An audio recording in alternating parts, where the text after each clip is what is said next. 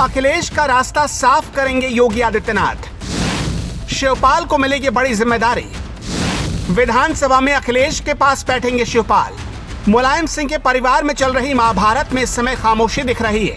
बयानवीरों के मुंह इस समय सिले दिखाई दे रहे हैं। समाजवादी पार्टी के मुखिया अखिलेश यादव की नजर शिवपाल के अगले दाव पर है। अखिलेश तो अपना दाव चल चुके हैं, वो साफ कर चुके हैं शिवपाल उनकी पार्टी के सदस्य नहीं है, इसलिए वो क्या कहते हैं या क्या करते हैं ये उनकी मर्जी। सपा में क्या होगा ये हमारी मर्जी। दूसरी ओर शिवपाल हैं, वो खुलकर कुछ नहीं बोल रहे, लेकिन इशारों में सब कुछ कह जाते हैं। विधानसभा चुनाव से पहले अखिलेश यादव को अपना नया नेताजी मान रहे थे, लेकिन चुनावों के बाद उन्होंने नए नेताजी की तलाश शुरू कर दी है। इसका इशारा उन्होंने अपने सोशल मीडिया अकाउंट से भी दे दिया है। प्रगतिशील समाजवादी पार्टी के अध्यक्ष शिवपाल यादव ने ट्विटर पर अब प्रधानमंत्री नरेंद्र मोदी और यूपी के सीएम योगी आदित्यनाथ को फॉलो करना शुरू कर दिया है। शिवपाल ट्विटर पर अखिलेश को भी फॉलो करते हैं, लेकिन कब तक ये सवाल मन में जरूर उठ रहे हैं। इस बीच शिवपाल यादव की योगी आदित्यनाथ के साथ मुलाकात चर्चाओं में। शिवपाल ने अपने समर्थकों तक संदेश पहुंचा दिया है कि जल्द ही कुछ बड़ा होने वाला है, शांति बनाए रखें, समर्थक इंतजार करें, जो होगा अच्छा होगा। इसी बीच कई तरह की चर्चाएं चल रही हैं। अखिलेश यादव भी चाहते हैं कि चाचा शिवपाल सपा से और उनसे जितना दूर रहें, भविष्य में सभी के लिए अच्छा है। कम से कम घर में सत्ता तो रहेगी। बीजेपी सत्ता में हो तो चाचा, सपा सत्ता में हो तो भतीजा। अखिलेश भविष्य की राजनीतिक चाल चल रहे हैं, लेकिन योगी के लिए वर्तमान ही भविष्य है। वर्तमान में यदि विरोधियों को कमजोर रखा जाए तो भविष्य में कमजोर विपक्षी से सामना होगा। इसलिए योगी आदित्यनाथ शिवपाल को अखिलेश के पास में ही बैठे देखना चाहते हैं। पास बैठने का मतलब ये नहीं कि योगी अखिलेश और शिवपाल के रिश्ते सुधारना चाहते हैं, बल्कि पास पास रखकर उनमें दूरियां बढ़ाना चाहते हैं, और इसके लिए योगी आदित्यनाथ अगला दाव चलने को तैयार हैं।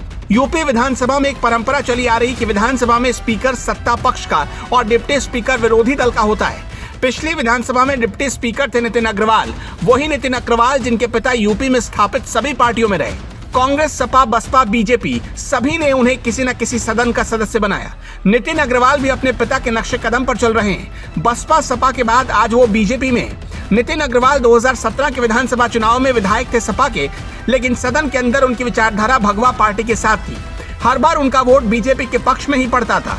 अखिलेश यादव ने पूरी कोशिश की कि नितिन अग्रवाल को सदन से अयोग्य घोषित कराया जाए। सपा की कोशिश तो सफल नहीं हुई, लेकिन योगी के आशीर्वाद से वो विधानसभा का कार्यकाल खत्म होने से पहले विधानसभा का उपाध्यक्ष बन गए। बाकी के समय ये पद खाली ही रहा था, लेकिन इस बार योगी आदित्यनाथ इस पद को जल्द ही भरने वाले हैं और विपक्ष के नेता का चुनाव उन्होंने कर भी लिया है, जिसे उपाध्यक्ष पद की जिम्मेदारी दी जानी है। सही समझे, शिवपाल यादव का नाम विधानसभा उपाध्यक्ष की रेस में अचानक आगे निकल गया है। शिवपाल अगर उपाध्यक्ष बनते हैं तो फिर विधानसभा में उनकी सीट अखिलेश के बराबर से लगेगी, क्योंकि विधानसभा में नेता प्रतिपक्ष और विधानसभा की उपाध्यक्ष की सीट आस पास ही रहती है।